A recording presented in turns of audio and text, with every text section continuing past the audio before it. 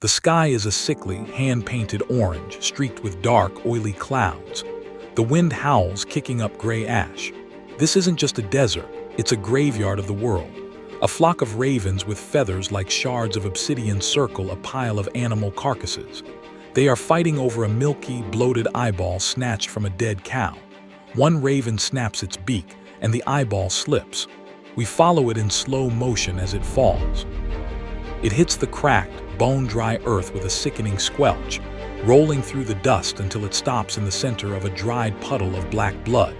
Then Greg said, in a voiceover, "In the world of Alva, the land doesn't just end. It rots. It stretches out in endless, jagged landscapes where the only thing that thrives is the hunger of the birds." The camera sweeps over a town built of scrap metal and reinforced stone. It looks like a fortress clinging to the edge of existence. Then Greg said in a voiceover, "Every night we play a game with the dark. We lock the world out and hope the world doesn't find a way in. The sun dips below the horizon like a dying ember. The shadows grow teeth. Thousands of zombies, pale, gaunt creatures with skin like wet parchment, rush the narrowing gap of the gate. Then man one scream, veins popping in his neck, lock the gate. The soldiers throw their weight against the iron levers. The gears groan with the sound of grinding teeth. The massive gate slams home, squashing the second line of zombies in the center. You hear the crunch of bone and the hiss of black fluid as the gate seals the world away. The men pull metal rods from their belts. They thumb a mechanical switch. Boom! Energy ignites with a sound like a lightning strike. These aren't just lights. They are plasma-edged blades. A pink katana hums with static. A blue axe crackles with frost. A neon green hammer vibrates so hard the air around it blurs. A man swings the green hammer. It connects with a zombie's head, shattering the skull into 1,000 hand-painted shards of light. For a while there are battles and zombies being beaten. From the mist, Max stalks forward. He clicks his rod and a sharp emerald blade hisses to life, casting a long, jagged shadow across the dirt. One zombie remains. As the men see Max, they give him way. Then Max charges towards the zombie at full speed. Inside Alex's house, 7-year-old Alex is seated on a wooden stool, his face pressed against the cold glass of the window. Behind him, the house is lit by a single flickering lantern. Greg sits in a high-backed chair, his skin looking like weathered leather in the dim light. The front door bangs open.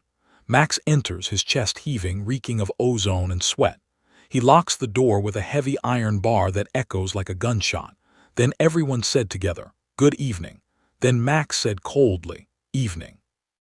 He walks to the kitchen, his gait uneven. His leg is a masterpiece of tattered tech, made of dark, tarnished steel with glowing green fluid pumping through glass veins like a heartbeat. Then Alex whispered to Greg, "Monsters breached the wall today, so he was needed to fight."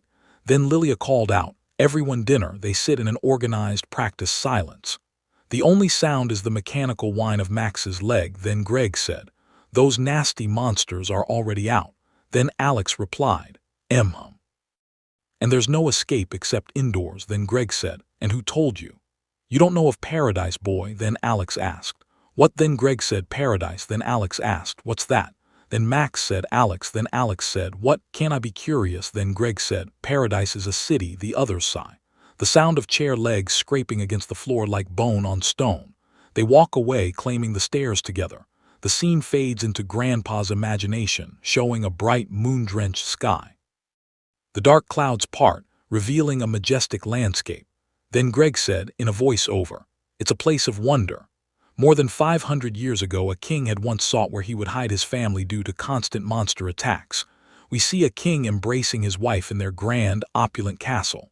The walls are adorned with intricate carvings, and the windows offer a breathtaking view of the surrounding landscape. Outside, monsters roam everywhere, their twisted forms casting long shadows on the ground. Then Greg said in a voice-over, "Their house was so grand that occasionally monsters would breach the walls, causing chaos and destruction." The king pondered for a while until an idea struck him. The king emerges from the castle, surrounded by his guards, subjects, and family. The procession moves slowly with the king leading the way.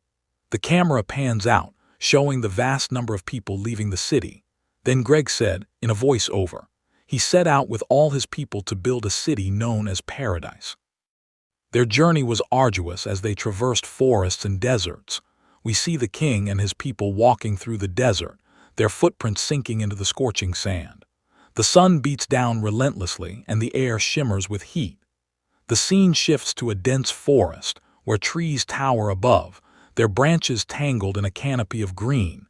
Then Greg said, in a voice-over, his guards sacrificed their lives to lead the people to the perfect place for paradise. A spider, its body a twisted mass of blocky flesh, attacks a guard. The guard swings his sword, striking the spider, but it's too late. The spider's fangs sink into the guard's armor and he falls to the ground. Then Greg said in a voice-over, after days turned to weeks and weeks turned to months, they continued their journey. The king and his people finally reach a vast, open plain. The ground is smooth, and the air is filled with the sweet scent of blooming flowers. Then the king said excitedly, surveying the land, "This is it." Then Greg said in a voice-over, "They found the place they were looking for, perfect for paradise to be built." Then the king declared, his voice echoing, "Paradise will be built right here. Right here we will establish the greatest place ever to be seen." Then Greg said in a voice-over, "A smooth area, ideal for building, with a river nearby, a giant herd of sheep, goats, and cows. Food would never run dry." The king and his subjects begin construction, starting with a tower 200 floors high. The tower pierces the clouds and the sound of hammering and chiseling fills the air. Then Greg said in a voice-over, "They built a tower 200 floors high. The tower pierces the clouds. After that they built a gate around the tower 8 floors high to keep monsters at bay. The king and his subjects construct the gate, its walls thick and imposing. The sound of molten lava bubbling is heard." Then Greg said in a voice-over, after the gate was finished, the king was afraid of the monsters that might appear inside. They could still cause havoc for the people. So they covered the gate with lava and rebuilt the tower with pure gold, and a path made of emerald led to the tower and the city. The camera pans up, showing the tower's golden spire glinting in the sunlight. Then Alex said in a voice-over, "They built the city in the air." Then Greg replied in a voice-over, "Yes, the city was held aloft by the tower, the only way up." Then Alex asked in a voice-over, "How could they enter the city?" Then Greg replied in a voice-over, "There was a ladder in the tower leading upward, meaning you'd have to climb the 200-floor tower to reach the city suspended in the air." End. The ground of the city was made out of glowstones. The camera pans out, showing the completed city. Its ground is made of glowstones, glowing softly in the fading light. Then Alex said in a voice-over, realizing, "So they could always see at night. And since there was no darkness, does that mean monsters didn't exist there?"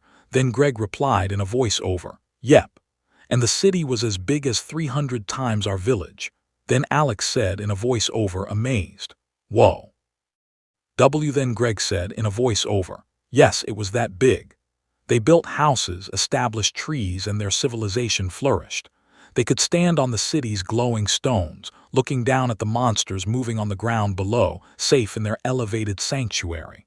A place where there's no difference between night and day, where the only sound is the hum of their thriving community." The vision fades.